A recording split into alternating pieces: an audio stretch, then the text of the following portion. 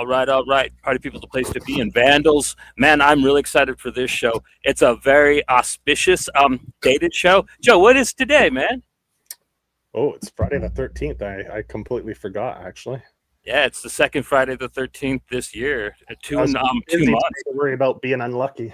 Yeah, no Fuck. black cats. But yeah, man, we have one of our favorite guests back. We have the good Captain Rottsteak. He's here to talk about everything is Super Book 2, reprinting everything is Super Book 1, and everything that he's got going on. But before we get too into that, Joe, it's your half of the intro, bro. Yeah, yep. Let me scroll down here. So, or up, I should say. All right. So, this episode of How'd We Get Here is brought to you in collaboration with Power Pulp Comics, the best of the best of self-published comics, all under one roof. That's right. Go check it out. They have a retailer wholesale pricing for comic shops and bookstores. So that's 50% off. They have a form you can go fill out on their site, and orders that are $200 or more get free shipping domestically. So go check that out. And just normal folks can go on the site and buy the books as well. So go check that out. I'll throw the QR code up in the corner. There you go. So you can just scan that QR code, will bring you to the site, and you can go browse their selection of books. They have just over 100 books now, I think, on their site. So they got over 100. They got about 50 creators now with Skelly. She just joined. Yeah, later. Yeah, two new members this week.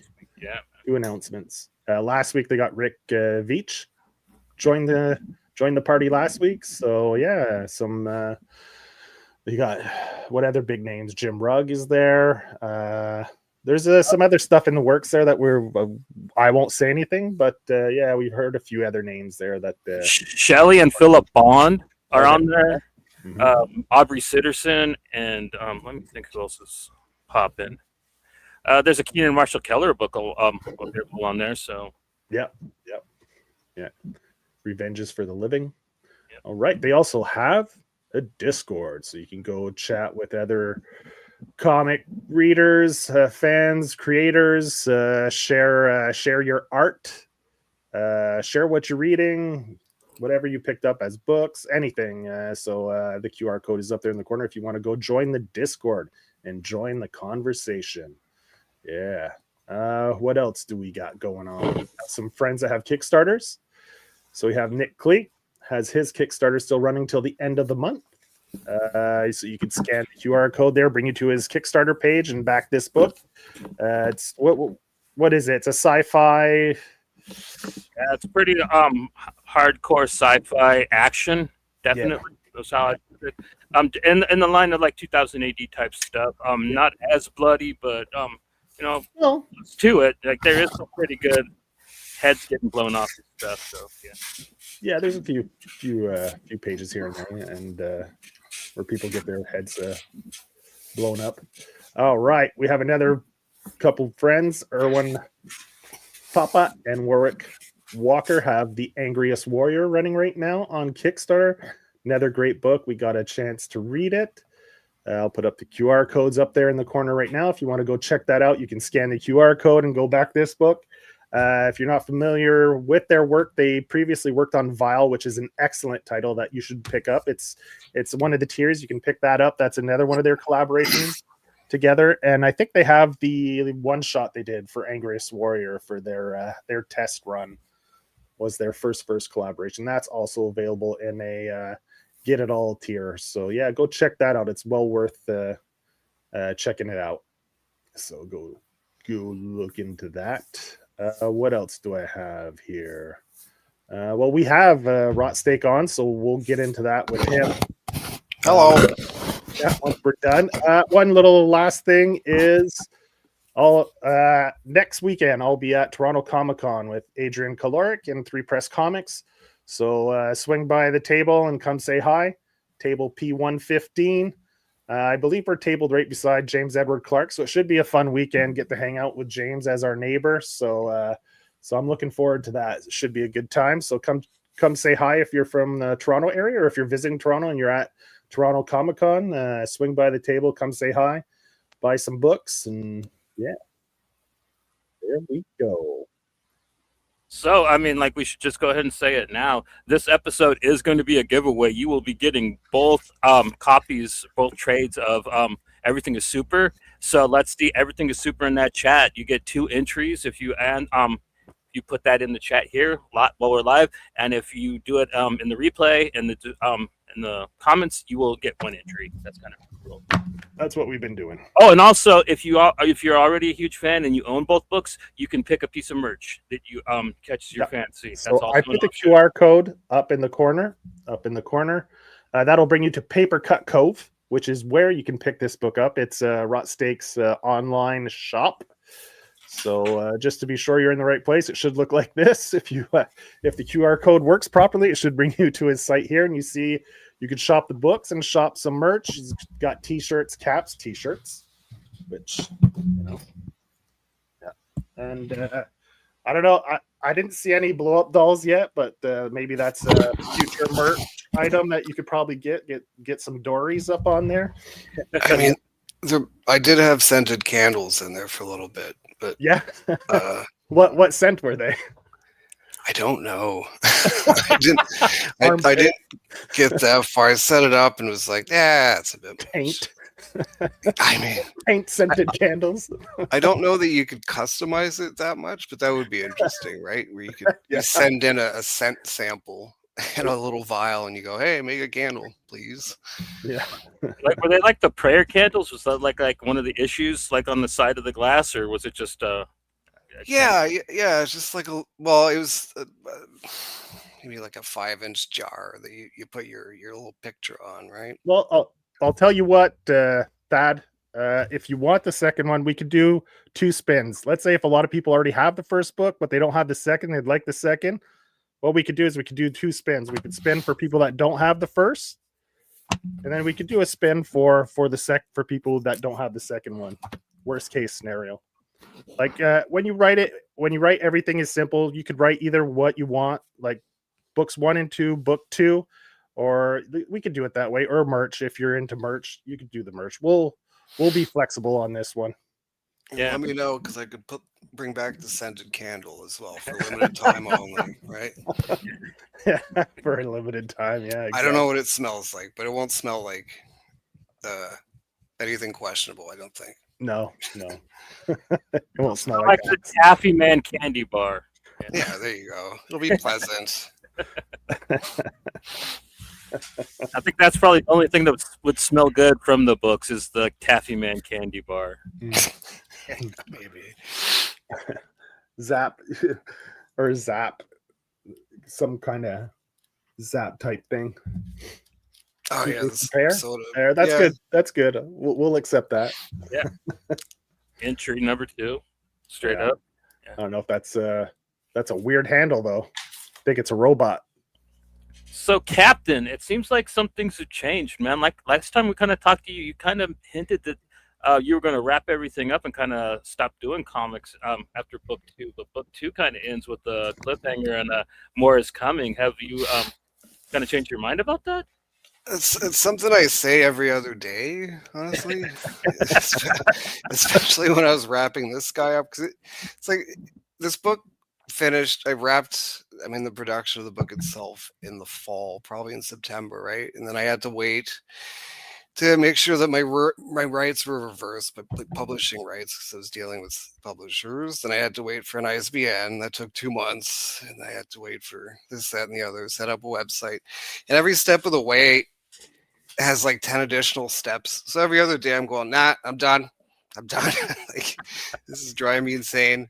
I don't know how to build websites. I built a website. It's not perfect, but it works. That was a lot of me going, I'm done. Yeah, it's a lot, right? It's been like 5 years making this thing. So I'm going to definitely try to find something else to do for a little while. Maybe go outside, get some sun. But like I have folders on my computer of like issue 7 and this and that, and like scripts and this and that. But I haven't started like drawing or anything. I've just scripts. And I'm working on other books too, slowly. Other books, anything you can talk about or announce or? No. Okay. I mean, there's a bunch of different things. I'm not going to talk too much about it because I don't like talking about things until they're ready they, and out. Yeah, they exist, because sometimes you get feedback and somebody's like, oh, that reminds me of such and such, and you're like, oh god, and then you just don't want to see it through. So yeah, I got a couple things. I think I might do like a large volume short story thing just for sanity's sake, because doing a big book like I did in this go was kind of rough. Previously I did single issues, right? So it's not like you make one issue, you put it out, and Yeah, it's a little thicker, this one, eh? yeah, because this was just like one go, more or less, rather than like a single issue and then stopping. It was just like, because book 2 is about 90 pages. yeah, well, it's 120 with the like the reader art at the end too. Yeah. And this one's 134. Because the first one was a little bit longer than a normal issue, and then the second one was like pretty much a graphic novel. It was like 75 pages or something, right? The second issue 6, right? Yeah. So I think like the next thing I'd like to do is just like short story format, just so it doesn't take 5 years. Because I don't, who knows? I'm getting old. I slept funny. I can't turn my head. Who knows how many years I got, you know? That's gonna put you back a month. So yeah, I mean, short story stuff, I think, would likely be the next thing. I'm polishing up a short story I did ages ago. It was black and white. It's about a soda machine that's in love with a vending machine, right? Sounds So interesting. I'm just recoloring it and re-editing it or reformatting it for like a standard comic book page, because it used to be 8x11. So yeah, that's like the first thing I'm doing, because it's low impact and I feel like I'm doing something. But yeah, slightly burnt out just from the whole process. But yeah, always something on the go. So like doing some strip styles would probably be something nice change of pace. Yeah, maybe some like little 10-page stories. Yeah. You know? Yeah. And would that be like just like an anthology, just a bunch of different short stories, or how would you go about that? Yeah, just unrelated short stories, I think. Yeah. Which will be challenging, because sometimes it starts something, and then it just snowballs into something much longer. Yeah. So that'll be an interesting exercise of me trying to pump the brakes a little bit. Yeah. I'd like to see it, Matt. Like, yeah, I'm pretty much sold on anything you do in the future. So hell yeah. Well, thanks. Who knows about the legibility of the title? But I feel like it's pretty legible on the spine, though. This one. Yeah, this time, yeah, I really like the lettering. It's kind of I don't know, like 90s T-shirt, like "Don't worry, be happy" type. Cool. Yeah, I felt like it contrasted it a bit, right? And also, thank you guys for the quote on the back too. Shout out. Yeah, I mean, like it was really fun when we were coming up with it, because we wrote the sentimental one first, and we're like, man, we're worried that he's gonna think we're pussies, though. Let's do like a hardcore one. And yeah, it seems you like the hardcore one a little better. Go ahead and put that back up, Joe. Read it. We're famous, man. We're on the blurb. Yeah, Paper Cut Cove. I like the name of your shop too, Paper Cut Cove. Thanks. I mean, I live in a cove. Yeah, that's what I figured. Yeah.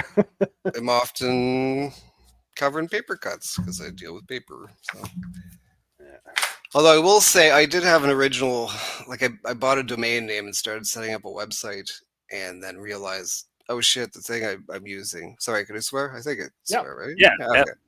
So yeah, I had something in mind, and then I realized, oh god, there's something that exists that is way too similar. So I spent 3 days. That was another, oh god, I'm done, I'm quitting. I spent 3 days trying to find a name for a site or little publishing label thing. And it's one thing when you don't put any effort into it and it kind of falls into your lap, when you're actively staring at a piece of paper trying to think of something clever. It just doesn't happen, right? But yeah, came together. Yeah, paper cut. When I saw that right away, because I know that you live in Nova Scotia, so I was like, oh, that makes sense. Very maritime vibe to it. Yeah, us naming our show was a pretty big hassle, man. Like it took us a couple years to actually name the show properly. So yeah, we were called something else before we were how'd we get here? And that was just something I threw together because like I got Joe and a couple other guys, and I'm like, okay, I don't want to be a tyrant, so like let's come up with a name. And like I just got ellipses back from everybody, just so. Damn it. Well, I wasn't involved in the naming of the original. You could have thrown in. You were in the chat. I said like anybody that wants to name, and then Goose was like, we're going to call it Sister Fister, and I'm like, I have a sister. We're not calling the fucking, we're not calling the podcast that, bro. I mean, that would that gets your attention though. For sure. Yeah. Goose is he's special. Yeah. That's a good band name too. Yeah. Oh, do I still have my phone? You have a logo for it and everything, right? I had a logo for him, yeah. With the logo of the female logo with the fist at the end. I think it's the plus, right? The female one? Or is it with the circle with with the arrow or the plus? I think the plus is feminine. Yeah. Okay, and I had put a fist like on the end for the logo, so it was Sister Fister. It was super like graphic, like when you see like signs that are, like bathroom sign style, I mean, that'll get you on a list somewhere for sure. Yeah. They won't be able to sell your albums in the UK anymore. Oh yeah, they're pretty strict about that stuff. Yeah, they just passed a law where like anything involving like that type of relations between family like is like banned, but like you can still marry your cousin. They struck down a law saying that against marrying your cousin. So you can't make false stuff about it, but you can still do it. Probably because there's too much dental. Well, you'd have to arrest the royal family, right? Yeah, exactly. They're probably sick of everyone making fun of their teeth, so they put this law in to try to help out with situation. Yeah, they got a bad reputation. So are people still giving you shit about how you write the name? I mean, like it is. I mean, I do listen to a lot of extreme music, so like your logo is very legible for me. You know what I mean? I listen to bands where like I just know that equals this band. I don't know where the letters actually are. Whereas like everything is like really easy to make out. I think so too. Just looking at the thumbnails on the screen here, where it's small, like you can make out letters in that. I don't see what the big deal is. And I like we were talking about, people will look at it and be like, okay, it definitely makes you curious, right? Because at first, if you don't know what it is, you're like, what the hell is this? So you kind of focus on it and you're trying to figure it out. So I think, that's great. That was kind of the thought process behind it too, right? I mean, it's like the content, it fits with the content, and also like if you see it on a shelf, you're like, the hell is this? And it impacts you with that reaction in a negative or positive way. You're like, this is stupid, what the hell is this? Or hey, what the hell is this? Neat. Right? Well, it's so awesome because it just kind of clashes with just like the mediocrity and the suburban nature of like the actual book itself. So you like, it's kind of like when you watch the old Berserk anime and you get that really like uplifting kind of like Green Day song, and then like the anime starts and it's just so fucking brutal. You're like, what's up with that theme song? It's kind of the reverse of that. Right. I mean, not saying that this comic's like a Green Day song, man. I'm not trying to. Oh, that's fine. But yeah, contrasting ideas. It's kind of fun jamming things, mashing two ideas together that kind of conflict and see how they fit, or trying to make them fit, forcing them to fit. I don't know. It's like weird alchemy or something. All right. So you want to start? You want to flip through the book a bit? Let people see what they might be all about. Okay, let me switch formats. Yeah. What is it all about? I don't know. Did you people- guys like this book? What do you think? It's better than the first one, man. It's everything you kind of want from like a follow up. Follow-up, yeah. It's better Okay. in almost every conceivable way. So, Well, in my thanks. opinion, Mhm. And you nailed the ending, like the closing of book 2. Nailed it. Loved it. I mean, it was perfect. Just perfect. Like, oh, this book, the end, the payoff is fantastic. It's great when a book gives you the payoff it deserves, and you just nailed it. Like, Well, thanks. kudos, like chef's kiss on that. So what? We got to go through a little bit of the first one, I guess. yeah, and then maybe just do some skips through book 2. But like, yeah, I don't know if you can. You could probably flip through the end and like they wouldn't know what's going on, and you couldn't maybe spoil it really.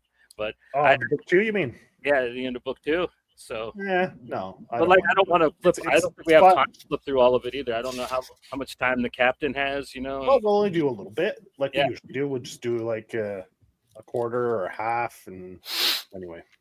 Yeah, I'm good for a while. I got to take the dog out for a pee at some point, but not, Yeah. not for I a good just did while. that before we went on. Yeah, so did I. He's good. He peed and shat, so I'm good for a bit. Make sure no senile old lady eats them. Yeah.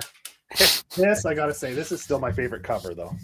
Oh, Yeah. thanks. I love this cover. I like the break over and on each side of the head with the gradation, like the colors. I love the colors. The yellow on the pink like that just pops. I like it. Sitting on Thanks. top of the trash on a milk cart. I mean, good stuff.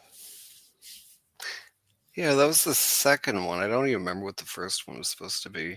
I had pitched ideas to a publisher I was working with there, Birdcage, and they politely declined the first one, but I don't remember what it looked like.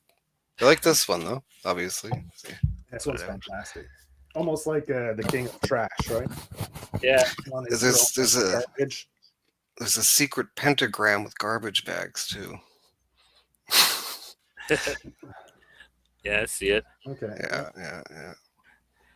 And then there's like little foreshadowings of what you're going to see in the book with like the pink keytar there and stuff. Here you get the black on white of the logo, so you can really clearly see it there. The Great Unwashed, yeah. Oh, yeah. Great intro with the guy filming. And Terrific Terry, yeah. he starts to get pissed. Starts to get worked up. Yeah. Then, woohoo! I actually picked on something when I was rereading it. There's actually a couple references to the the fetish of inflation in this book. Like, do you have a friend that's kind of into that you're kind of picking on, or like? I hadn't thought of that. In my personal life, I don't really own inflatable things. I've slept on inflatable mattresses. It didn't really do much for me. It could be the squeakiness, the rubber kind of sound. I find that sound really grating and unpleasant. Maybe that's it. I mean, the book's like a manifestation of a lot of things that I find grating or unpleasant. So maybe that's why it's in there. That's an interesting observation. I'll bring it up with my shrink. Inflatable fetish. That's the first time I've heard that one. Well, it's new to me. I only found out about it like 2 years ago when like this YouTuber I watched got busted for being into it and had to. What do you mean busted? It's legal? No, but it's something you don't want to get caught being into. Why? People get like inflated and all blown up. Like, it's a weird fetish, I guess. I don't know. I think any fetish, it can be weird depending on. Yeah, all of them are. Like, that's the point, right? And if you're religious and you go to church, then anything that's not missionary or will be weird, There's a wide breadth of things out there too. I remember I somehow ended up at a dungeon one time with some friends. And I was talking to some dude and he just asked me politely, oh, what are you into? And I was like, I don't know, books and stuff. And he said, I'm into breath play. And I was like, oh, it's that kind of conversation. What the hell is breath play? Well, you were in a dungeon. Yeah. Did your friends tell you what kind of dungeon they were taking you to? Not really. I just kind of follow people around places and you meet colorful people and Someone ask you if you can choke them. Yeah, that's awesome. Yeah. I just sat there as like a spectator, just you know, like is all very foreign to me. No judgments or anything, but yeah, breath play. I learned a lot about it. I mean, Google at your own peril, I suppose. You have the issue because the first volume you released it in floppies. You said right? Yeah, The yeah. first arc. Yeah. So did they get released all through Birdcage, or was it just the collected edition was through Birdcage? No, the first three I did myself. Then the fourth was ready to go, and then COVID hit, and we moved, and then I decided to stop and quit again for the millionth time. And found a publisher and published 4 along with the other ones in one volume there. Love the chapter breaks. The nipple on the energy drink, yeah, that's amazing. The Red Bull baby drink. And it Good starts design for another T-shirt, man. Straight up. Spills his drink. So yeah. The cigarette too kills me, man. Just the idea of a baby smoking. It's like old school right there. It makes me think of what is it, Roger Rabbit? Yeah, right. The guy who plays the baby. He always had the cigar when they cut. And I grew up in the suburbs, so like I gotta say, man, Victoryville looks so much like Modesto, California. Oh, yeah? Yeah, man, it was like suburban with like all that stuff built right after the war. So like most of the architecture's like from like the 50s to the 70s, and then like really modern stuff because the town blew up because people found out it was a reasonable commute from the Bay Area. So Okay. Yeah, so Victory Creek. Basically, this story is like everybody has some kind of power, and Lloyd just happens to be the one guy in town that doesn't really seem to have powers. well, the cool thing about this book too is like even if you have powers, like it will still have human abnormalities. Like later on in the book, you meet a girl who's got laser vision, but she's got lazy eyes, so like her lasers don't shoot straight. Cockeyed. Yeah. Yeah. So the people got fucked up powers, like people got like real life would it be, That's the thing when everyone is super, they're not special, right? So Lloyd with the missing tooth, great drawing there. Love that. I just realized that kind of went away after that drawing. I think that missing tooth never makes another appearance. It's back after. I think Maybe so. that's his secret power. Maybe he has healing. He's got like shark teeth or several rows of teeth. That's Here's I don't the Beavis gum showing there.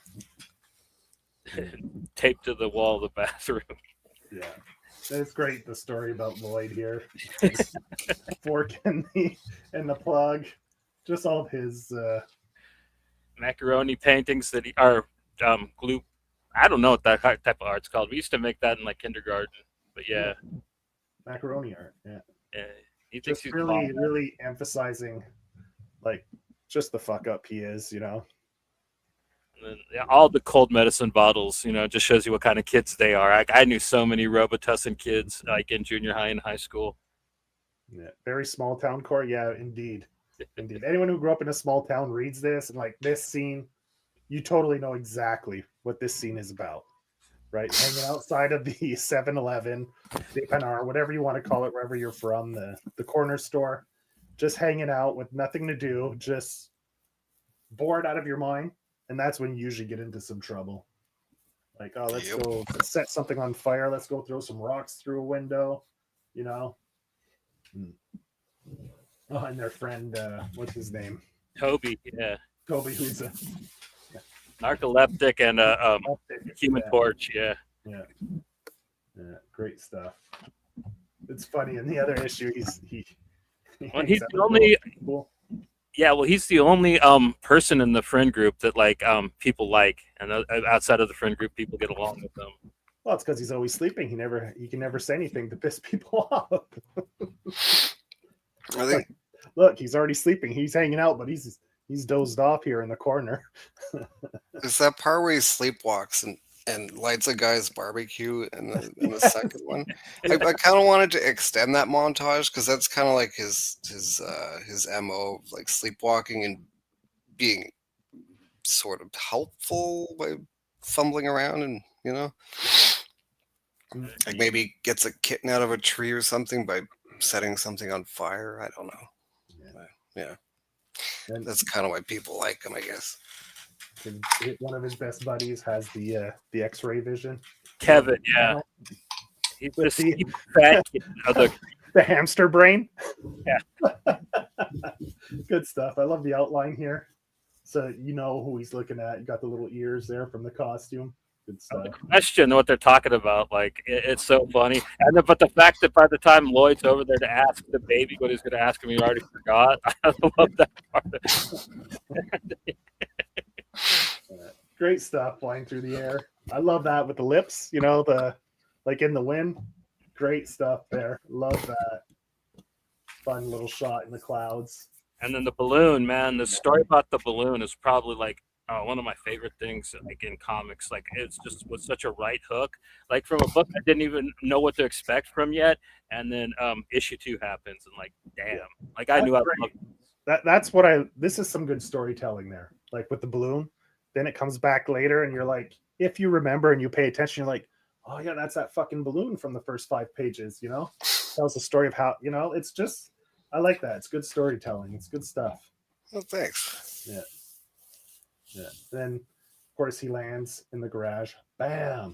Great chapter break page again.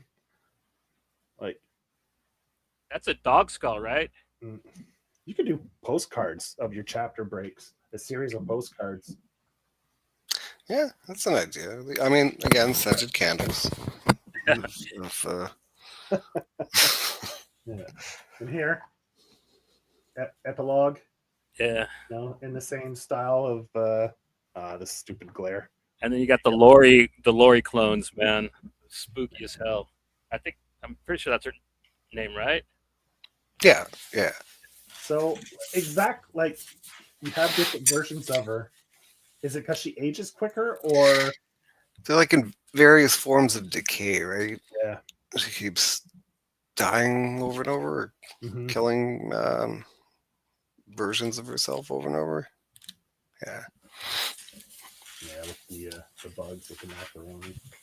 Great. I love this panel with just the laces undone with the really striking color for the background.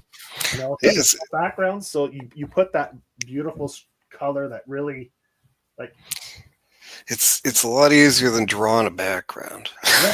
Yeah, but it's effective, right? Because yeah, striking. You don't have to put a lot of detail. Just pick a really interesting, cool color that really makes the whole thing come together, and that's great. I think so too. I was around that time when I was working on these single issues. I was talking to somebody in the quote unquote industry, right? And they're like, "So and so wants to see you do work with backgrounds." And I was like, "Oh, okay." And then I became aware that sometimes they just do like a solid color rather than a background. But no, I'm glad you appreciate that aesthetic. I thought it worked, right? Yeah, and you do like with the hot pink sometimes, which is great. It looks like a punk rock album cover. You know what I mean? It really does. Like you could put a band logo where the dialogue bubble is, and you got like a pretty rad hardcore album cover right there. And I mean, you got a lot going on here on the pile of trash, like the dog bones, the empty dog food cans, the chew toy. I mean, there's a lot of little noodling in there. So, I mean, it's not like you're what do you call it, calling it in, you know? And like, look at this. This is the cover for issue 2. Great stuff. You know what? It has like that coming of age teen type movies, you know, with like what do you do that with girls? They do their diary collage books. What is it called? Collage book. Like a scrapbook? Scrapbooking, yeah, for like teenagers, you know, with all like the lipstick and like just the little things all the way around. It makes me think of that. Like when girls do that scrapbooking stuff and they cut out stuff out of magazines they love and glue it in and write little mini like poems and shit. People that do zines do that too, though, man. What's that? People that do zines do that too. I have a scrapbook too. You know, this is about kids, right? So yeah, I got you. And that's utterly terrifying though too, man. Like that is probably one of the spookiest covers I've ever seen. Like that's scarier than the Evil Dead, the demon in the basement. You know, it's like the Carrie. It's got a Carrie vibe to it with the blood all over the face. Yeah. And yeah, See, the here you story, got some backgrounds. Nice tree. Love the way the fence just frames the can there. It's a nice little shot. Then he's a great character. He evolves Tony? quite a bit throughout the story. Yeah. I don't know if he evolves is the right word. He's definitely involved in a Yeah, he devolves into Yeah, I guess. something, Yeah. right? He can draw really cool cars on rocks. I'll give him that. Like,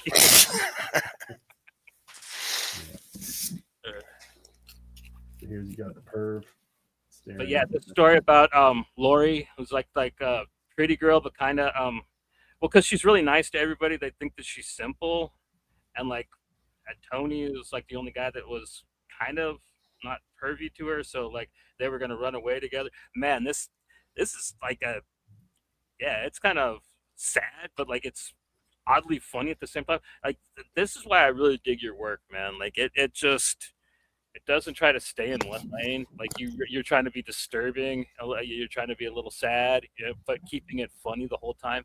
Just awesome work. This story alone just shows like kind of your brilliance, in my opinion. Well, thank you. No, I appreciate that. It's almost like a like a documentary series, like a full one, where they go into a town and they just tell the story of like a bunch of like different characters, stories from the town. Like now you meet this one, and they kind of tell everyone her story, right? And you go through, and then they all kind of interconnect a little bit because a small town, everyone knows each other, right? So everyone's stories kind of overlap a little bit, which is great. Which is great about putting it in a small town setting like that. And the narrator in my head, I picture Alec Baldwin. Like his narration in Rural Tenenbaums is like perfect. Mm-hmm. So that's kind of like the voice I heard in my head, like the slow intonation. That's what I hear. So, anyways, the narration. If you read it again, you can try to picture Alec Baldwin. Yeah, this was pre him, getting yeah, into hot messes. But yeah. yeah, Roll Tenenbaums, his narration was awesome. I didn't know it was him in that for years. Okay, you found out later. Yeah. But the body horror here, man, like, oh, dude, like your art in it is so great. Like the ones growing out of each other, like. Oh, thanks. By the phone, waiting for the call. Tony has a job, but like he's also dumb and doesn't and like he like ruins everything in his life and kind of becomes hobo and yeah. Meanwhile, Lori's just cloning herself over and over again, and like sometimes they kill each other, sometimes they run away, but like now at this point, like she's de-evolved to the point where like at one point she knew she was waiting for Tony to call. Now she just knows that like one day the phone will ring and she'll be free. And that's basically like what's get passed down in the genetic code, which I think is a really cool idea for like a body horror comedy story. Yeah. Everybody's stuck in this nightmare of bad decisions in this book, I guess. Here's, like Johnny was saying, the body horror part. Well, yeah, because the phone finally rings, and her whole thing's tied to anxiety anyway. So she just starts reproducing in a matter that like it's not sustainable. Really, she's just kind of producing weird body parts at this point. See, like there's that. Sense, There's the balloon we saw in that panel with Lloyd up in the sky. But yeah, because Tony's like really into things that inflate. Now I get it because he's got the blow up doll Dory. But like that's where I kind of got the first inflatable. Like, but like but yeah, that's the get well soon balloon because like he just buys the cheap shit balloons that they still got around. Just floats out the window. Yeah, I guess like he's got more the inflatable. Yeah, I wouldn't say a fetish, but like so I don't know. Well, he replaces his Lori with a Dory. Yeah. And then the sad part, the balloon gets stuck in some branches here and starts deflating. Just like he does. Because he loses his love. Here's some like more grotesque stuff, like the trash. Lloyd. Yeah, still sleeping in all the dog. He's in like coma or Yeah, he's like got a concussion. They say from going from the baby throwing him and him going through the garage. Yeah. So he's in like this is Yeah, what kind of a fugue state, I believe it's called. And like he's seeing like the Dory clones and he's like following, or Lori clones, and he's following them around. Love that. That's a nice little with the devil skull with the horns. And then you got Vampire Grandma coming out. Oh yeah, look at that. Look at that. The wrinkles. You can just leathery skin. You know, you can just like just yeah. The belly button cleavage. Great, like the pills. Like Really funny return to this character later in the book too. Like I like the callback to that joke. And yeah, Lloyd, he's like the lady, and she realized that he was too dumb to maybe snitch on her eating the dogs, so she just gives him a bag of candy, what he thinks is candy, and money for the bus. He gave him dog food and one candy bar, which is not funny. The chapter break with the dumpster on fire. I got a sticker of this cover with my Kickstarter. I absolutely love it. I haven't stuck it on anything yet because I like it too much. You should stick it on a dumpster. And then I got a sticker of that when Rottseak sent me the new book. I got the Hugh and Robot Daddy-O, or yeah, Robo Daddy-O. I could send you his work at school. I could send you guys like specific stickers if you want to. I still have quite a few. I'll stick them all on my garbage can. You can send. I learned a while ago you can just mail. Excuse me. Pretty much anything if you just put a stamp on the back, like they consider it. Like a postcard kind of. Yeah, you can do it with like a photograph or like pretty much anything, right? Unless it has nudity, I guess. Eh? Well, I don't know. Well, one way to find out for that. So here you go. Some more like small town, like just trash, like kicking around that people just. You know. Oh yeah, this is where you get introduced to the Iron Post Malone guy, or Danny McBride guy. He's just beating the shit out of his microwave on the side of the road. Yeah. And like riding around on the bus, you see stuff like that. Like if you ever, I used to ride the city bus all over the place, like when I was a kid. And yeah, there was always some weird tweaker doing some shit. Yeah. Oh yeah. Yeah. Small towns, man. That just. And then this church lady. Oh man, this is one of the greatest scenes too. Fuck, this will have you rolling. If you haven't read this before, I love the interiors of the bus. Good stuff. Yeah, this happened to me when I was a kid, kind of on a Greyhound. They were 12 hours. Yeah, I heard it's pretty wild riding the Greyhound. Yeah, I don't think it exists anymore though. But yeah, does it? I think it still does. Yeah, I just don't think I don't think they have as many stops as they used to in stations. But like, yeah.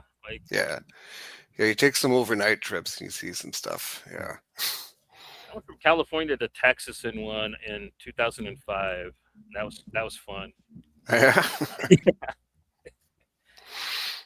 And yeah, Toby fell asleep. That's what he does. He like leads the kids out to show them something really cool, and then he passes out, and they don't know how to get back. So Kevin, he likes to throw explodable shit at Toby while he's sleeping on fire.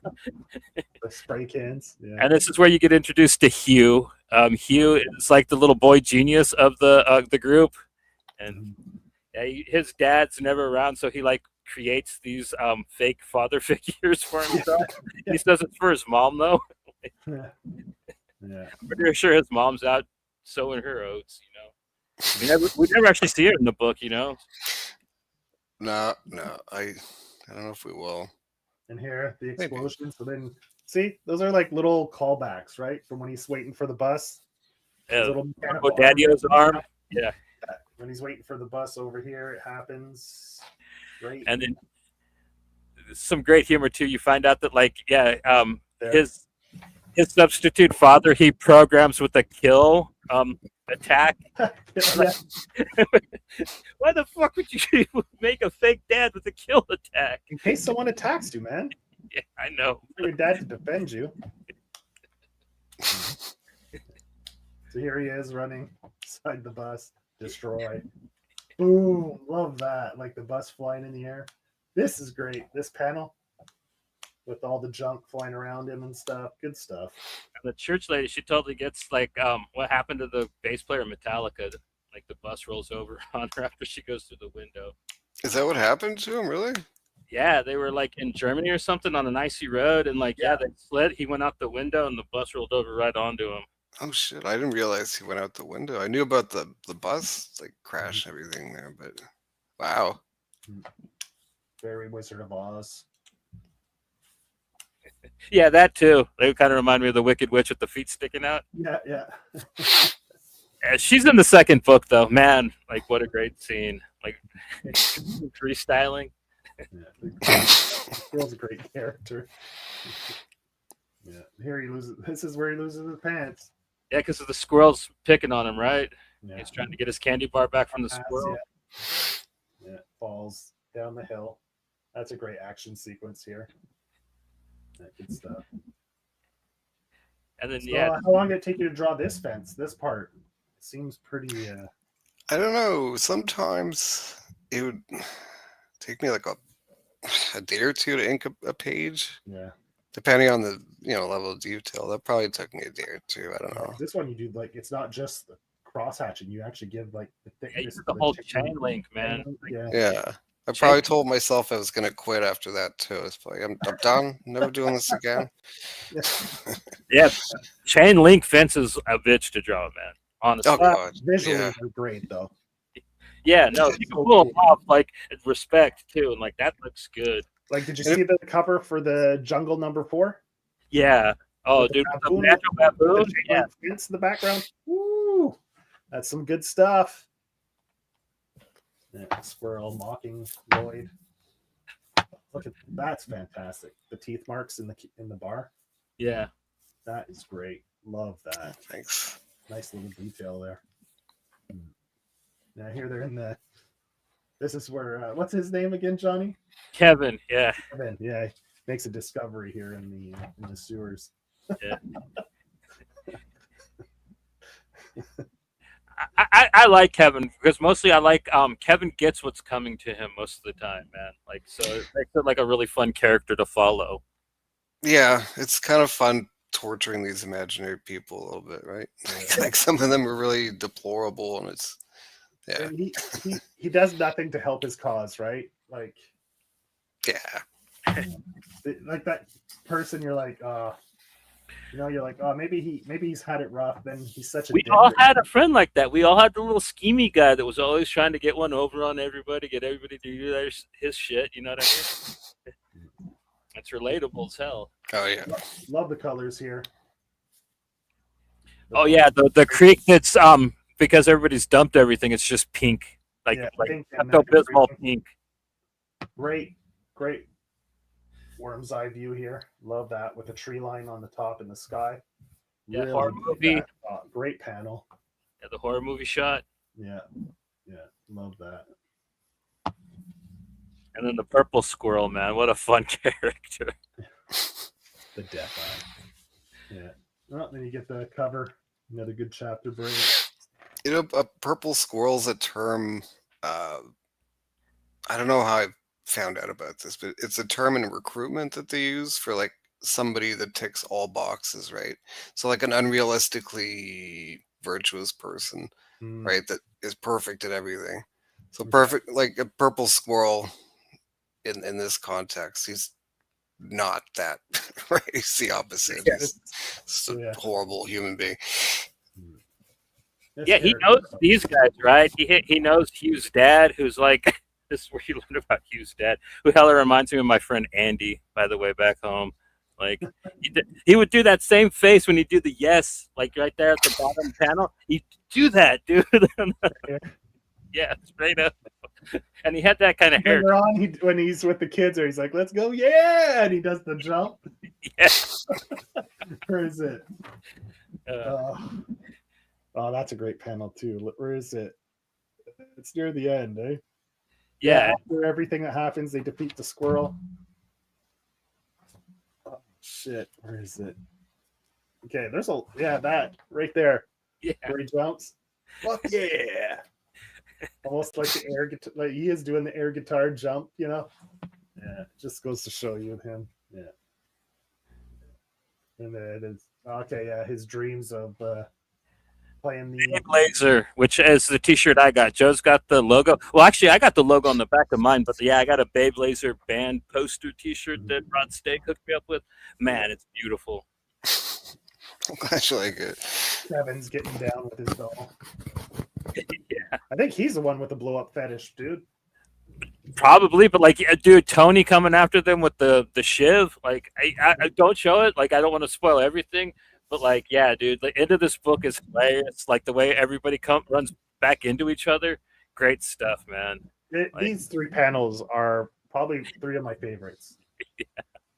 For just the storytelling of it, the foot with all the details, the sock, the missing shoe, great.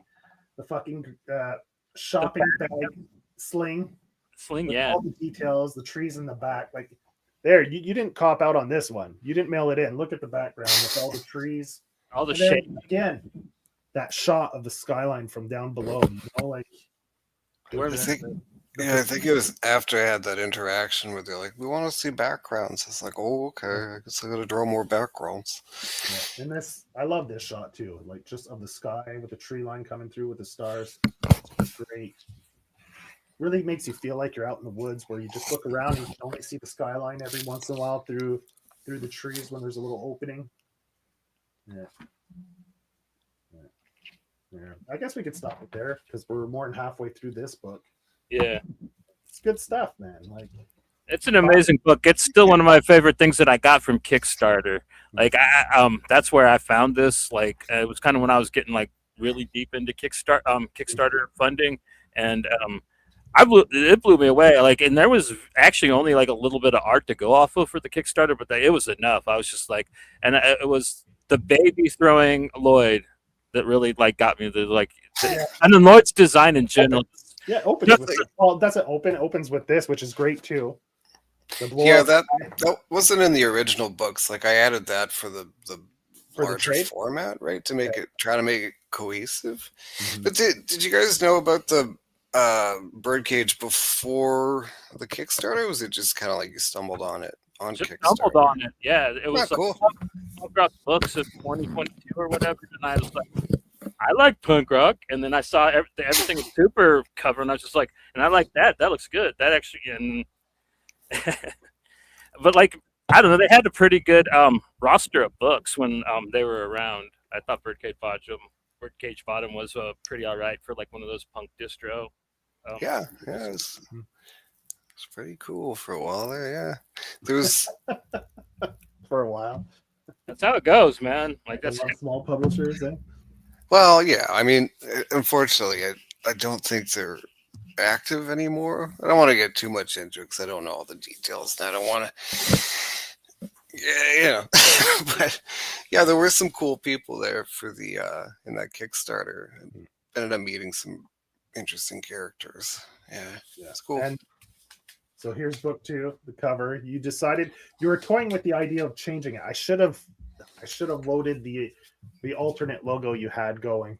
I think I talked him out of it when I said it looked like a straight edge band logo, and you're just to show the difference. But I'm using my phone for the camera, so I can't. I might have it on in my folder still. Yeah, but here's the cover for the second arc, Lloyd's Big Day Out. Yeah, this is great. Another opens the same way, the black and white title page.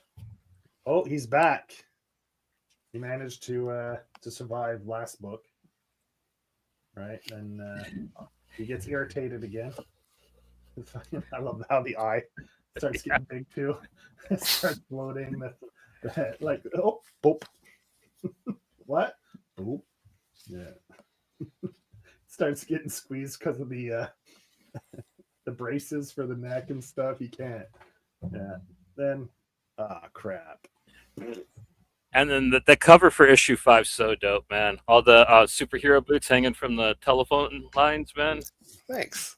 You know what? Now that I think about it, that was the first cover I pitched for the the collected volume of the first one. For this one.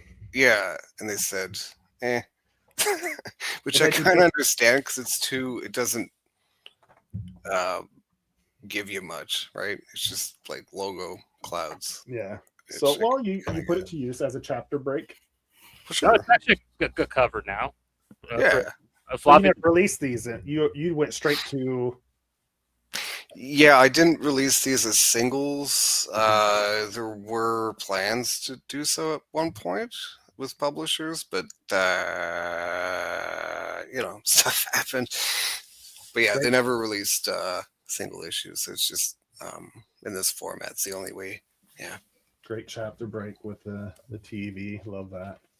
Like I said, man, a series of postcards would be awesome. Or T-shirt designs, man. Like T-shirts, yeah, just straight up plain T-shirts, yeah. 90s style, like skateboard brand looking T-shirts. And I did look at a. I didn't think it was like financially feasible or reasonable, but I was looking at like you could get custom skateboards made. Oh yeah, It's yeah. pretty expensive, and like I wouldn't. It's like a kind of thing I could make and maybe sell one of them at a table because they're really expensive to make. But I don't know, like, something to explore down the road if I could find like an affordable option for that. Because it would be cool to have skateboards. Excuse me. Dr. Pills. Dr. Pills, yeah, and this kid who's like, I do what I want type of guy. Like, yeah, he's a kind of another Lori type story. Like, poor little fucker. But like, I love how much he comes into play in this book, though. Like, oh my god, this thing had me laughing like a little kid when I was with this graphic novel, man. Like, this is some of the funniest. Just It is. It's great. This. yeah, dude. You took everything that was great from this and just brought it up to another level. You know. Well, thanks. Like there, and then you're like, all right, let's one up myself, and then you just, and I love the paper choice too. It's more of a flat. The other one was slightly more glossy. You went with more of a flat finish, which is I love that. It's fantastic.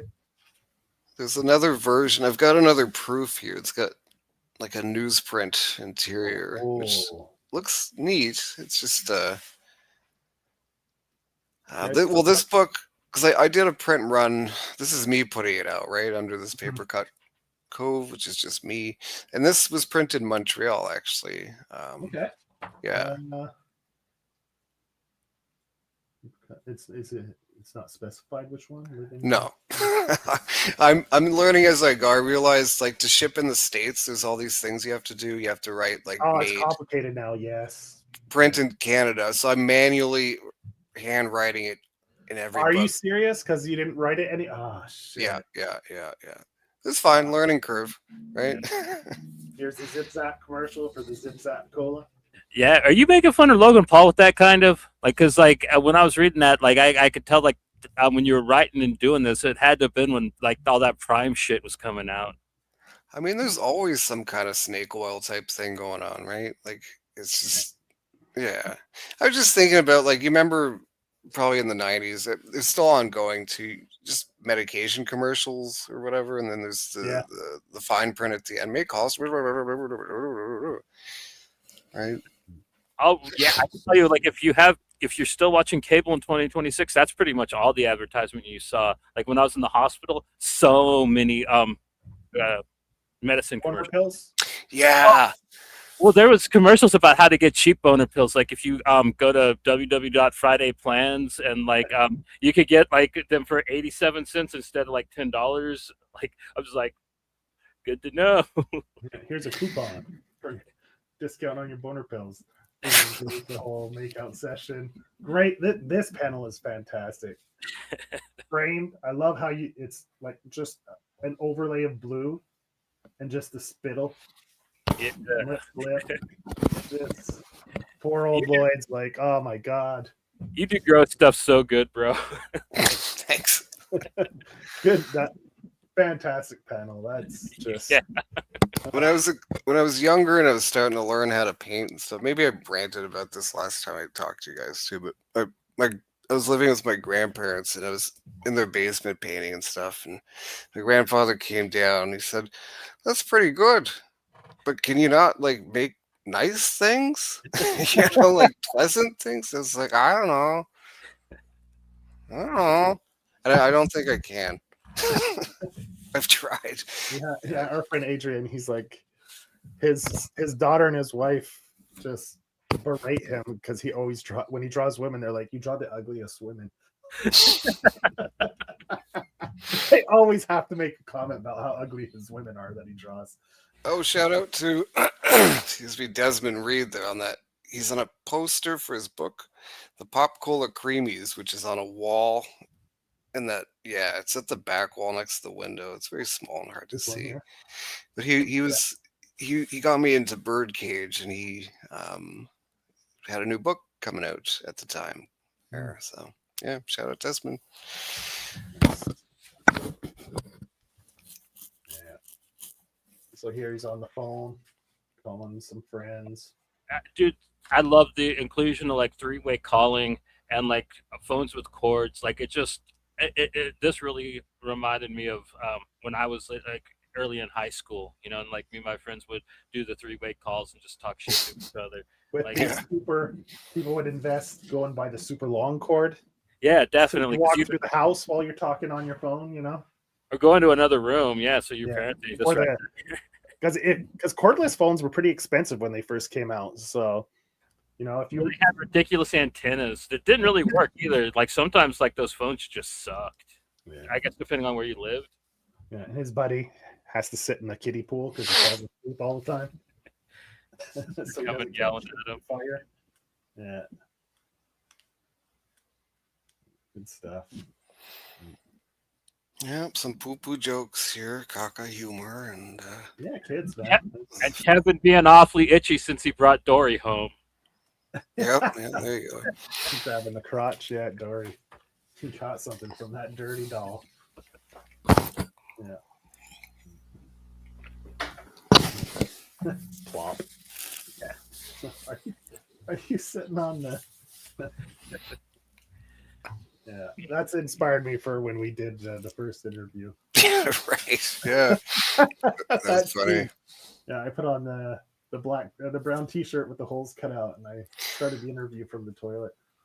Well, I mean, like, you guys agree, like a number 2 phone call's a bit much. Like somebody peeing, it's okay, I guess. But I know people that do it. I'll call you back. I'll be like, dude, I gotta poop. I'll call you back. Type of thing. We have a friend. They do poop calls with their friends all the time. Yeah. And sometimes it's a good way to get off of a phone call too. Where you just like, oh, I'm tired, but you don't want to say. You just go, I gotta poop. Yeah. But if you're a phone pooper, I mean, it's just a free for all. Yeah, you're waiting to go poop to call your friends. That's not right. Make some calls. Yeah, that would be an interesting syndrome. You can only poop if somebody's talking to you, right? On the phone. And eventually nobody would want to talk to you, and you'd be constipated for the rest of your life. Well, that'll be in book 3. Oh, poor Lloyd getting that condom on his foot, that's one of the nastiest things to happen from his stepdad. Yeah. Then the he's like, God damn it. Thump. Oh, motherfuck. I love it's great too with the panel with the action lines. Like, really. That's the one I use for the thumbnail. I love that panel so much. Yeah. He just, nasty in the face is just perfect. Like, and I love how just the occasional panel with just Listerine. Like a random item from the room too, kind of. Yeah, it's great. It's almost like a palette cleanser, right? Like just a close up of a thing, then. Yeah, I like just like I think visual storytelling's cool, like where you don't have to. Like I think manga uses it a lot, where there's just panels of things, A great shot. Start out from the house, go in. Yeah. And Kevin's baby. I missed does he do this? The Superman pose or the whatever you call it? Was that in the first oh god, what is that called now? Dabbing with the kids? He's like, oh yeah, you fucked up big time, and he does it at the end. Yeah, so he does it before when he first meets. See, he does it here. I think he might be. Oh, I really fucked up, but he does it again. Poor fucking you. Like he gets it the worst, man. In my opinion, like in both books, he gets. Yeah. We went past it, but I forgot to. I love that panel where he does the little. The dab, yeah, I think it's when he shows Robo Daddio when he. Yeah. It just adds to like the character, right? Like his personality. And this is great. Kevin gets to see his future. Somebody I talked to this week said that I think they had a nightmare about this sequence. They sent me a screenshot and they said I had a dream about this. It was disturbing. So sorry. What's up here? Or? Yeah, it was this sequence here. I think they found it disturbing. Yeah. Yeah, there's a work elevator and the dude's just talking shit and like, yeah, it's just the worst scenario you could probably think of, like growing up and being. I mean, if hell is real, it's like a 9 to 5 elevator. You're just stuck in there for eternity, just listening to chit chat. I think it's like the little mustache with like the fisheye, kind of his eyes going off each and then different. It almost makes me think of the squirrel. Dude, that guy screams stranger danger, dude. Like straight up. Yeah, for I'm sure. 40 and I wouldn't want to be near that guy. Yeah, and there's callbacks to like the squirrel and everything else in this too. It's great. And Kevin freaks out because his life just turns out to be a mess. Breaks the toys. Yeah. Oh, that's the new Robo Daddio, right? He's got the little portable Robo Daddio now. Yeah, he's got a little. And then the shrinking ray, of course. Yeah. Yeah, the shrinking ray. Oh, he goes into the carpet. Like, I love that. Like just the little threads, the wool. Yeah, the Honey, I Shrunk the Kids like shot totally. Yeah. Right there, just boom, boom, perfect. Boom. He's got a little grappling hook. That's awesome. Worst babysitter ever, Kevin. Oh, definitely. Yeah. You don't want the schemy friend fucking babysitting you. Oh God, no. More ball scratching. He's in for a rough. I don't think we ever said Kevin's power is that he can see through anything. So like he can just see naked people or people boning. So like that's why he's always saying like it doesn't really have a need for porno. But like now, because he put on that future vision thing, like all the people they're old and saggy now, which is just yeah, he has probably future vision. I think that's what I called it in there. Yeah. Super saggy balls. He's freaking out. Oh my God. Yeah, I turned off Twitch for this episode because I knew we were going to show those panels, and like I knew they. So I just like just to let people know, up in the corner, the QR code is for Paper Cut Co. So if you want to go order books or merch, you can go scan the QR code if you want to go check out what's. There's some great T-shirts, hats, mugs, other stuff on the merch. Yeah, here Kevin's ready to just fucking it all. Yeah, poke his eyes out, right? Here's Lloyd coming with the Listerine and his phone still. Yeah, like phone cord. I love the phone cord throughout the whole book. Yeah. Here's the shot from the cover. He's going past the street where the boots are on the line. Yeah, great stuff. It's good stuff. Oh, there you go. This is where when we interviewed you last year, you gave us this issue. The first 2 issues, I believe they were, or just the. That was one issue there. We finished with Hugh. Hugh being stuck in Kevin's garage. Yeah, he's stuck in his pants. Where it ended. Yeah. The cockroach just sticking out. The pimples pop in. That's too much for Twitch, really? Like they have like right-wing influencers on there and junk, right? Like, yeah, but it's not naked. They're not. We showed, we showed EPHK's covers and like we got a ban on Twitch. So. Really? Oh my God! They need to reevaluate that. For God's sake. I don't mind. I just remember I forgot how like stringent they are on like adult nudity. Oh, okay. But it's art. YouTube has that exception. I don't think Twitch does. Huh. Okay. Because like even if the video game players are playing like God of War, they have to play it on the censored version where like they don't have the boobs jiggling around and stuff. But you could kill 100 people in a minute. That's fine, but right. Yeah. Strange standards. Yeah. That just the red on the green pops. Yeah, that's probably like my favorite version of the logo. The red on the green like that, or the green on the red. Nice. Yeah, that's usually the first thing I do when I start a book. It's just that figure out the color contrast to the lettering in the background and See kind of that? Let's go to the sets the back. We'll tone. see your. We can do the other one too. Your Yeah, shout out to the dudes dudes and dudettes sent in artwork. Oh, and Puppet Lloyd is so fucking cool. You should make Lloyd puppets, man, like that, or like pencil toppers. I'd rock that on a pencil, like I was 8. That'd be kind of cool. Yeah, I mean, if 3D printing, I don't know. I don't know. Yeah. Guest gallery. Let's see. Amy Goodall. Yeah, Remy's out in France. Yeah, it's got a glare. There we go. People could see it a little better there. Got Bradford Gambles. He did I think he did one for you in the first. The other one too, I believe. We'll No, they're all different from the first and the second. So then there's someone that had a similar style to that. Then oh, maybe, yeah. Love that with the purple squirrel. Purple Squirrel. Yeah. His take on Lloyd's great too. The droopy. Great sticker too, eh? Like a cutout sticker.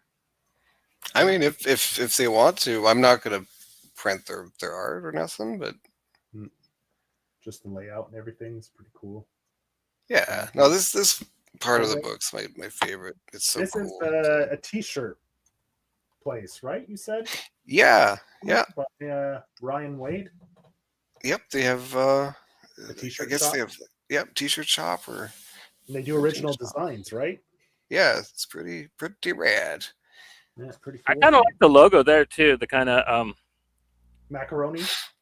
Yeah. It's written in macaroni at the top, and then Somebody, I had a table here like a couple of years ago, and they used that artwork and as like in the promos. I guess they thought I had drawn it. That one here, yeah. Yeah, which is kind of cool. I love. He almost looks like a gremlin or something. Yeah, gremlin. Yeah. Well, it kind of always does with the ears hanging like that. Yeah, it kind of reminds me of the movie Legend. The guy Blix. Like he kind of got ears like him. That's like the little elf dude. No, that was Gump, like the green guy with the long nose. Like that reminds me of him. I haven't seen it in ages. We'll go through the gallery here too. Yeah, I think you had a few more in this one. I love some of the pinups in the first. I love the yellow on with the hot Hulk pink. Hogan, Steve. Yeah. Hell yeah, brother. Yeah, Hulk Hogan. Yeah. I think I would have gotten the yellow with the hot pink if it was available. I mean, I could set that up with the shop, I guess. There would just be a million listings for a million different colored logos, so it might get a little confusing. I don't know. Oh, but it pops, right? Here's some process from the cover for issue 2. No, the first one, yeah. Okay. Nick Cagnetti, who did Pink Lemonade. Yep. Okay. He has another cool book coming out, Spectre something. Is that it? Yeah, I did see that. It looked cool. It looked really cool. The design was fantastic for that. Yeah, I love his take on Lloyd. Yeah. Yeah. I like all the guest artists' take Very on Beavis. Really. Oh, yeah, it's so cool. That's super Beavis like this one. Beavis and like the way he colored it, it's got that like old Fantagraphics look to it. You know what I mean? Yeah. 8-ball era. Yeah. Like 8-ball, yeah, for sure. Yeah. Here's crossover fan art, which would be what? Crossover with? Oh, it's Desmond with his Pop Cola Creamies. Excuse me. Oh, that's the for the poster you said that was on the back wall. Yeah. In the second book in the room. Yeah. And all the graffiti in the books too, I should mention, is they're like graffiti artists that I know. They're no longer active, but it's in there. Shout outs to the graffiti folks. Converting. I like Lloyd playing the castanet there. That's kind of funny on the toilet. Seems like a hobby he'd be into. Has a little squeeze box. I think they're doing a. I think there's a poster for Gummo. Excuse me. That has the bunny kid playing a castanet. Okay. I think Yeah. that's what they were referencing. I think. Okay. Yeah. Could be wrong. Yeah, I was gonna say like when Joe was saying kind of like a documentary earlier. I was gonna say like yeah, it's kind of like a more focused version of Gummo in a way, like with superpowers. All right. Yeah, I can see that. I mean, Great. Two more great pieces there. Yeah. Love the nose in this one. yeah. Yeah. Yeah, it's a graffiti artist in Ottawa, As dead. Freddie Red.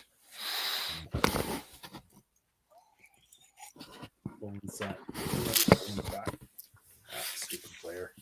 Yeah, that'd make a cool like button. You know, like Yeah, there at the that one's it's hanging on my wall next to me here. That one. He owns a bookbinding shop in Montreal. Okay. It's called Les Reliaux de Faubourg. If anybody needs a book bound. It's still open?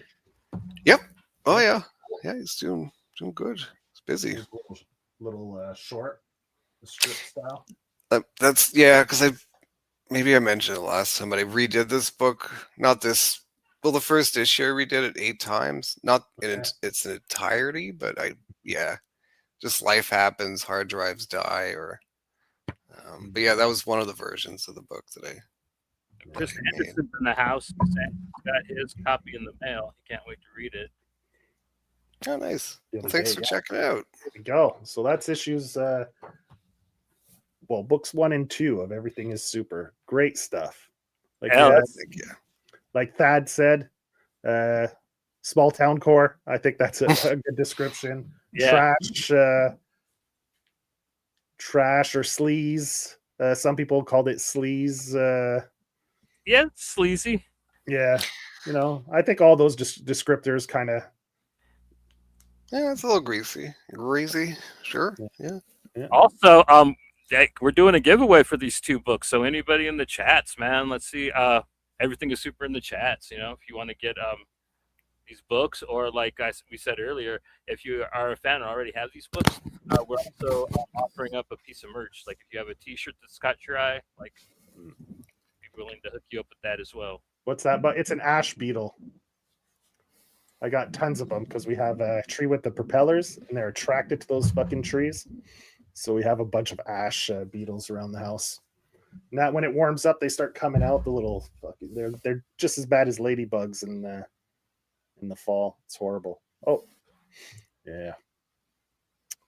So books 1 and 2. So Everything is Super. Like Johnny said, write them in the chats. Write them in the episode comments in the bottom, and we'll spin a wheel for this one. We'll do a giveaway, like we said. We'll be flexible, like because I know a lot of people probably already have the first book, probably don't have the second, would like it. So we'll figure something out. We'll spin for the books or for some merch. We'll figure it out. And Rottseak said he'd probably throw a few little extras in with the books. Whoever wins the book. So probably some stickers or some shit like that. So. Probably a nice print. I got a cool print of like skeleton Lloyd sitting in the lounge chair. I absolutely adore. I framed it right next to my James Edward Clark art. I think I still have prints left. I'll have to check, but I definitely got stickers for sure. Yeah. So yeah, man. And I gotta say, like I was saying, book 2, holy shit, you nailed the ending. Like the payoff is fantastic. The ending of book 2.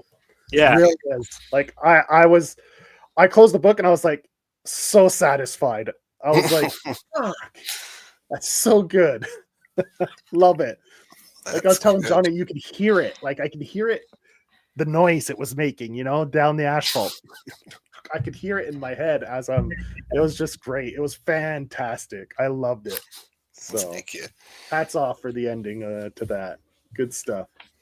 Yeah. Thanks. Yeah. And also, I just want to mention it. So there's still copies of the first book at Microcosm, if anybody's Microcosm. looking. Okay. Yeah.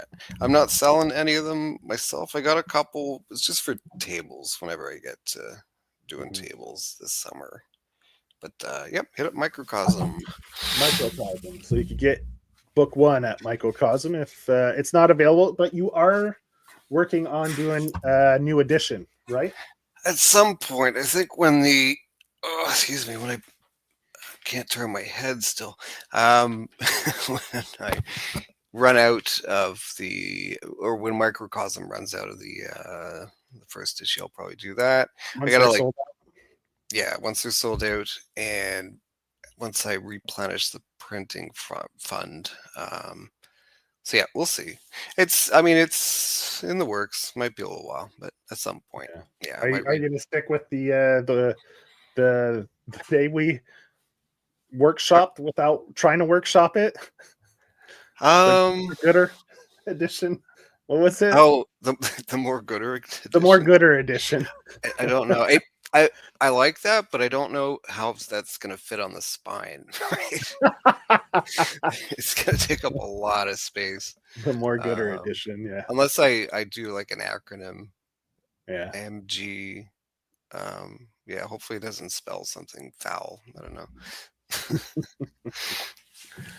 So that'll be the giveaway. We'll have both books available for the giveaway, or some merch from the merch shop. So you can head over, go up and scan that QR code if you're curious about the merch. Go check out what's on the site for merch, and yeah, and excuse me.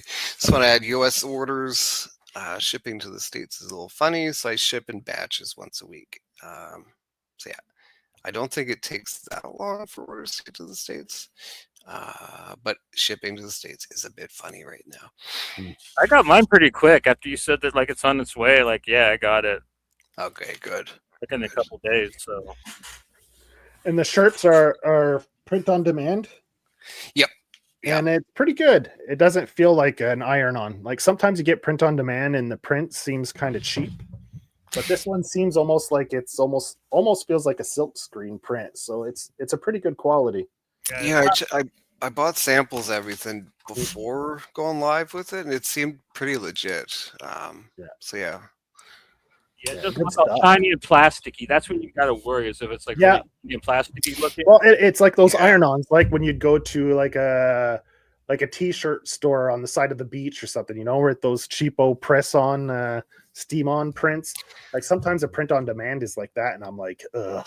Yeah, it feels like you got like a placemat stuck to your chest while you're walking around, right? Yeah. But these aren't like that at all. It feels like a silk screen print, which is fantastic, and the material's good. Like it's comfy, it's soft. Yeah, the one I got is different than Joe's. Mine's got like a big picture, big like poster, like it goes all the way down my torso, and yeah, it's very comfortable. Like you don't feel the print of it. Oh, that's good. Yeah. Head on over to papercutcove.com for all your comic book needs. I'm just getting started with the thing too. Like I'll have more books there eventually if I don't quit tomorrow, kind of thing. You're not gonna quit. I mean, once people read this one, you're gonna get a lot of good feedback. Because I mean, it's rare that I'll close a book and be completely satisfied, and this one was definitely that. So yeah, that's good. Rushed. I always want more, but like I didn't feel like you deprived me of anything. I felt that the book was paced well, and like it ended where it needed to, with all the things happening that needed to happen.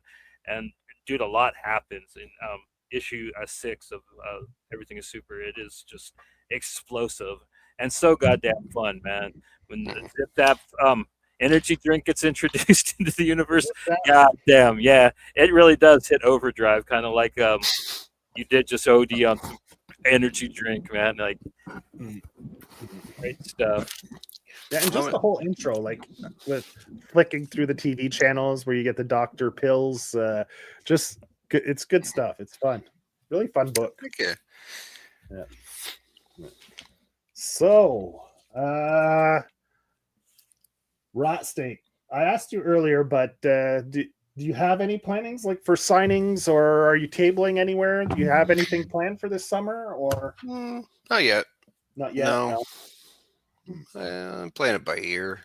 Like I said, I'm going to try to go outside a little bit and get some sun. Some Well, it's coming. Spring is and coming. It's just around oh the yeah. corner. I mean, it's funny, right? You do this thing, takes you 5 years to make, and then the back end of it involves socializing and going outside. And after the 5 year process, you are quite strange and introverted by the end, right? Yeah. And then you're forced to go outside and socialize. It's a bit daunting, but yeah, I'm looking forward to it. There's always events going on this summer. I just haven't booked anything just yet. Yeah, and all the copies are signed that I ship out. Anyways, so I'm not doing like a signing as such. Hmm.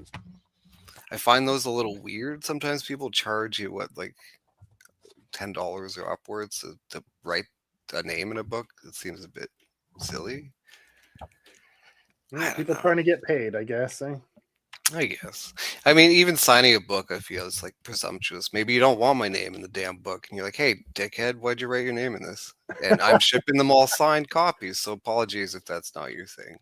Well, the only thing with signing with me is like I kind of little put off by touching it at that point. You know what I mean? It's kind of like special then, and like I'll try to get another print, and then they send me that, and it's signed again. I'm just like, Yeah. I have no qualms. I'll read a book if it's signed. I don't really care. Yeah, I'm the same too. Yeah, I'm a reader first, a collector second. You know. Yeah, it's meant to be read. Like it's a book, Yeah. right? Or to kill flies with. There's, a bee if it's in your house trying to. oh, I loved when you got the print in and how you displayed it. You kind of just slam it on the table, flip through it, and then grab it and throw it off the table. Yeah, I must say, after years of doing this type of thing, I'm a master of self-promotion, aren't I? Well, that's the proper energy. I'm like, dude, that fits the book so well. Like you did it perfectly. Here's what it looks like. Get the fuck out of here. You know. Yeah. All right, so let's do one last roundabout. We forgot to talk about this. That was our last Power Hour that we did on Wednesday, and there's a giveaway for this one. So go find the episode on YouTube and comment Power Hour down in the comments below. And this Kickstarter should be going live within the next week or two at the latest. So once this book hits the Power Pulp site, we'll be we'll spin the wheel and pick a winner. So you could win a copy of Star Wolf, which is a fantastic book.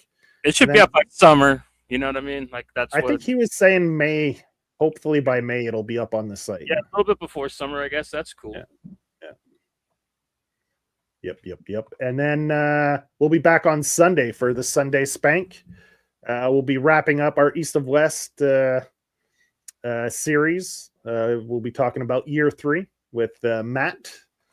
And yeah, British teeth jokes to Spanky on Sunday, man. See how they. Well, I don't know. We'll see. Maybe he had his eye on an eye on his siblings. I don't know. Maybe he's upset now. He can't date his sister. No, you can. You just can't like make songs or like art about it. You know what I mean? Okay. You can't. Okay. You can't encourage it. You can't promote it. Or like, yeah, do it in a fake way. You know what I mean? Because, but like, you can still marry your cousin. That's still okay in England. Okay, got you. And a reminder as well, we have a giveaway for Everything is Super, like we said. As always, just write it. Everything is Super down in the comments, in the episode comments below. Anyone catch it on the replay? Well, it's too late. You missed out on the chats because you get 2 entries if you do it in the chats, but you snooze, you lose. Yeah. All right, man. Rottsteak, thanks for joining us. It's always a pleasure, always fun to go and flip through these books with creators. And Johnny and I couldn't wait to get to this and talk about the book, chat with you, talk about book 2, which is available on Paper Cut Cove. And yeah, man, thanks for stopping in. It was a pleasure. Before we go, go ahead. Oh, just thank you. Appreciate you guys too. And I'm glad you guys enjoyed the book. And yeah, just thank you.